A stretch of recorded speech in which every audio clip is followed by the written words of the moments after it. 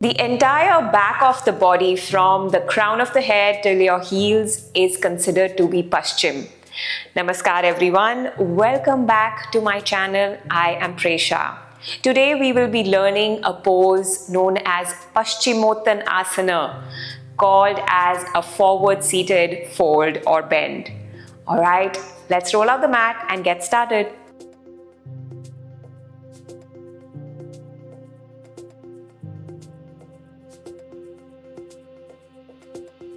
So the name Paschimottanasana. Paschim is west.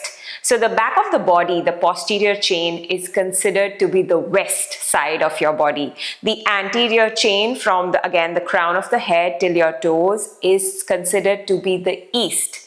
And the crown of the head is considered to be the north, and your feet and your soles of your feet are considered to be the south. So hence the name Paschimottanasana. Ottan means to stretch intensely and asana means asan or posture. That is where the name comes from. Now this is a great pose to stretch and strengthen the entire back chain of the body, from your back, that is your spine, to your hamstrings, to your calves, to the entire chain of the body that you can think, which is at the paschim, at the back. For this asana, it is a deep extension in the back of the body and it is a big stretch. We will be using props. One is going to be yoga blocks, then is going to be a strap. If you don't have a strap, you can use a non-stretchable belt, and then a couple of blankets. I'm using just one, but you can stack up 2 or 3 of them. All right, so we're going to start with how the pose is practiced, and then I'm going to show you different modifications of the pose in order to make the pose accessible for some of us who have tight hamstrings or tight back muscles. So starting with the traditional pose, we come in Dandasana, which is seated pose, which looks like an alphabet L with your body. So your upper body is perpendicular to the mat or the floor. Your hands are to the side. You extend your legs and you flex your feet so your heels are digging down and your toes point up and they spread. Toes are pointing up to the skies or to the ceiling. Good. We are sitting tall, so avoiding to slouch. You need to sit up straight, lift through your lower back, lift and open through your chest. Now this is Dandasana.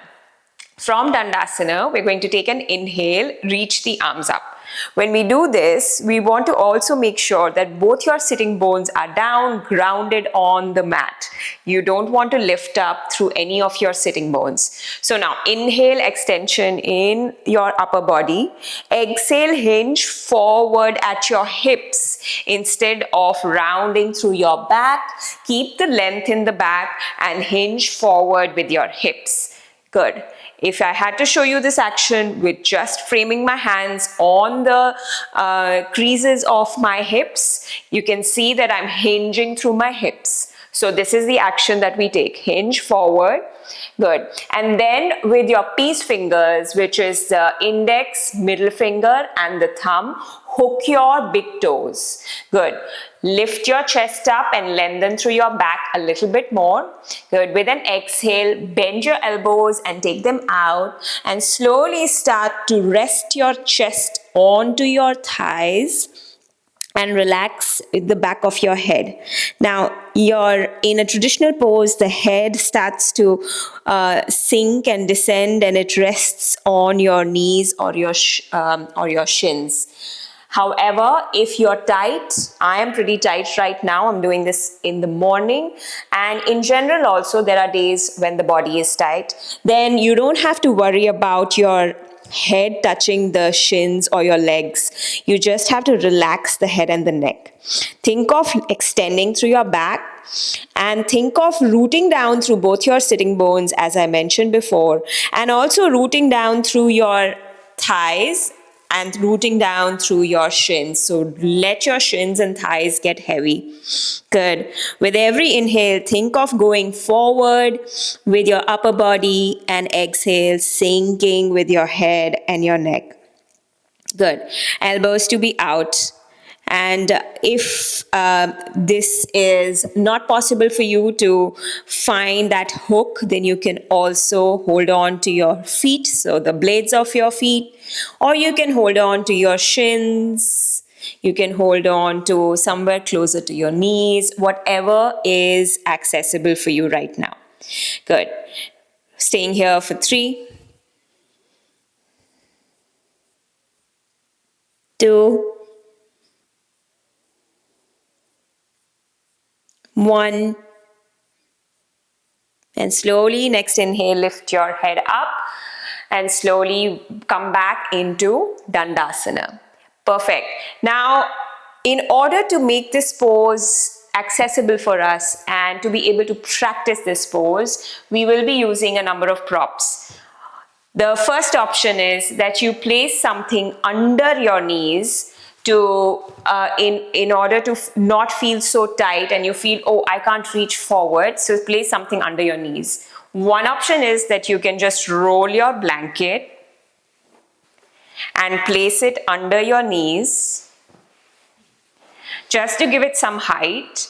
And again, same thing, everything remains the same. Inhale, reach. Exhale, hook. Lengthen through your back. And relax your head and your neck. Good. The second option is that you can place blocks under your knees.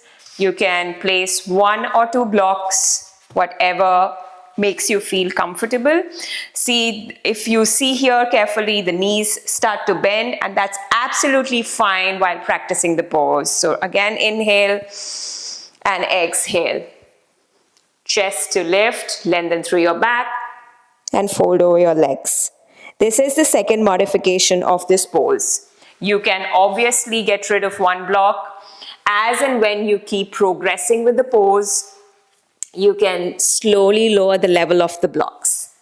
Now, the third option, or maybe the fourth option, I'm getting a little confused with the count, is that you use a strap or a belt and you take the belt around the soles of your feet. Hold on the belt with both your hands, extend your legs, sit up tall, take an inhale. Good, exhale, slowly again hinging forward, and we are going to again come back to the same thing. You can also wrap the belt around your hands if you like that. Lengthen through your back, root down through your sitting bones, root down through your hips and your thighs. Nice, and then relax your head and your neck. Another option is that we elevate the hips. So when your hamstrings and your back is a little tight, it's a great idea to place something under your seat. So if you are using 2 or 3 blankets, then I'm going to urge you to stack your blankets. I'm just going to fold my 1 blanket here and elevate your hips. Just come sitting on the edge of the blanket. Extend again your legs. Nice. And then you're going to find it more easier for you to be able to practice this pose. So inhale, extend and reach. Exhale, hinge forward, hooking your big toes, lengthening through your back, and then relaxing your head and your neck. Perfect. You can add your 2 or 3 modifications here together as well. So I'm going to show you the best way to modify this further. And again, please don't shy away from modifying your poses, because that is the way we learn every pose. You can't expect your body to be in that perfect form to be able to practice any pose. You want to give your body space and time to practice any new pose that you are on a journey of. So, as you can see, I have rolled my blanket quite enough to elevate my hips. You can also place, again, a block, another blanket under your hips. So elevate your hips, bend your knees. You can place a block under your knees. So adding another prop here, you can hold on to your strap, take it around the balls of your feet, around the soles of your feet. Inhale, lengthen through your back. Lift and lengthen through your chest. Exhale, hinging forward. and fold over. I'm just wrapping the strap around my hands a little bit just to feel a little bit more sense of securing the strap. And then one more time, you're going to stay here for at least 3 to 5 cycles of breath. Think of lengthening through your back. Avoid hunching and rounding through your back. This is something that you want to avoid. So please use your props. Please use the modifications that we just discussed in order to make the pose an easier journey for you to learn the pose and to ace it. All right, friends, this was Paschimottanasana. Hope this pose was clear and its meaning was clear to you as well. And it's always interesting to know what a pose means. So, I'm going to see you again in another class. Until then, be well. Om Shanti.